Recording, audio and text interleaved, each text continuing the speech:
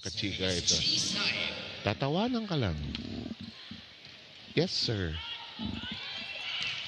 Huli. Oh, solid block. Solo. Saan ka pupunta? I have the block of the set. Hatid sa inyo ng East-West Baguio. Tied at 4. Cheng. She's still there. Kasi pag tatamad-tamad ka against Petro, naku, uubusin ka nila.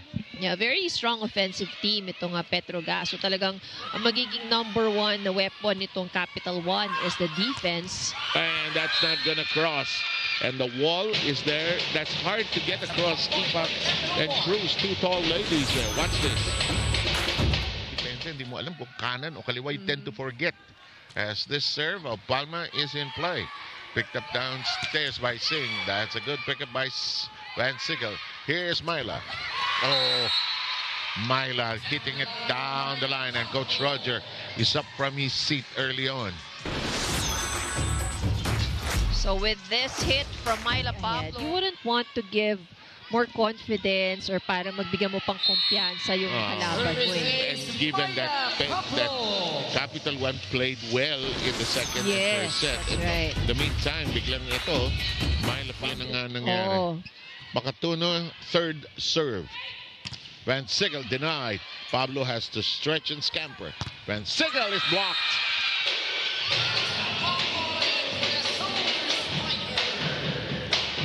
Good resilience at the net for Capital One. Ipak and Cruz conniving there. Si Remy Palma, ito si Remy Palma at si Risa Sato, isasama ko sa isang team to.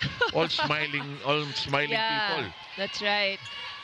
Oh, ganda ng palo. Full swing. Excellent angle by Aiza Maizo Pontillas. I was watching at home when all this was happening and online. Oh, is that out?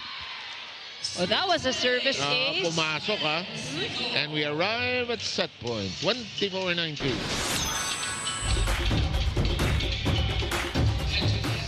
6-all ang ating score.